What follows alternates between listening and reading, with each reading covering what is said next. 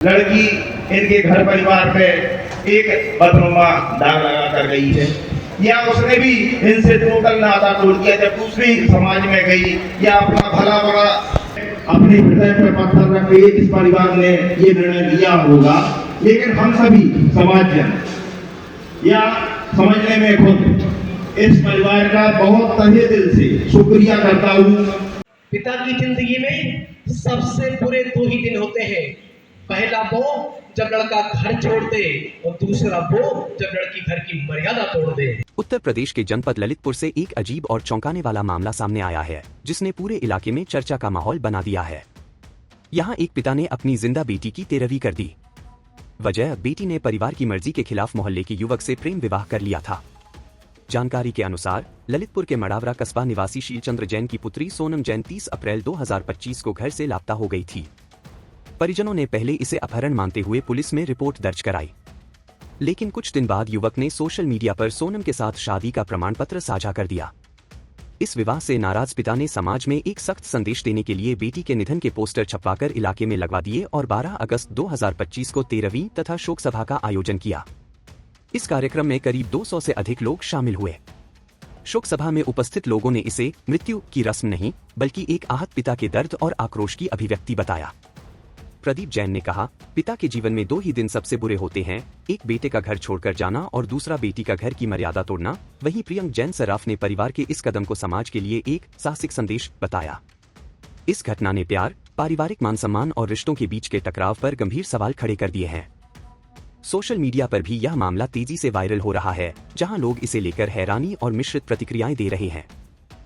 पिता की जिंदगी में सबसे बुरे दो ही दिन होते हैं, पहला वो जब लड़का घर छोड़ दे और दूसरा वो जब लड़की घर की मर्यादा तोड़ दे। इससे बुरे पिता की जिंदगी में कोई दिन नहीं होते। उस पिता के बारे में सोचो, घर आकर बच्चों को चुपके से खिलाया होगा, घर आकर बच्चों को चुपके से खिलाया होगा। बच्चों को क्या पता बाप ने कैसे कमाया होगा, किसी को पता नहीं है पिता के बारे में। परिवार की कीमत और पतंग की कीमत तब तक है जब तक वो ऊंचाई पर है। परिवार की कीमत और पतंग की कीमत तब तक है जब तक वो ऊंचाई पर है। नीचे आते ही पतंग की झालर और परिवार की कालर कोई भी पकड़ लेता है।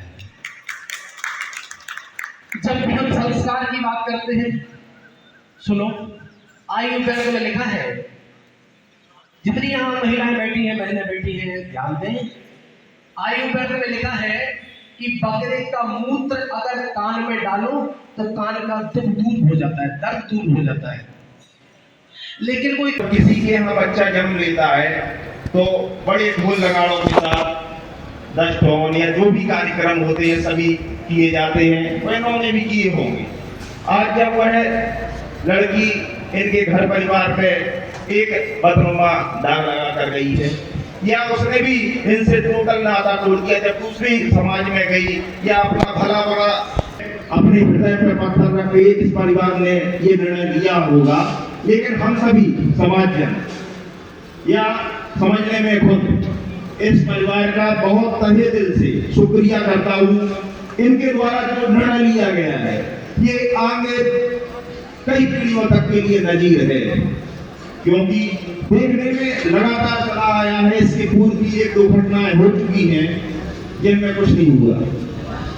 और मैं तो ये कहना चाहता हूँ, जैसा अब्दू भाई साहब ने बताया था अभी कि नौकरी के नाम पर, जैसे उन्होंने कहा स्कूलों में पढ़ाने जा रही है बच्चियाँ,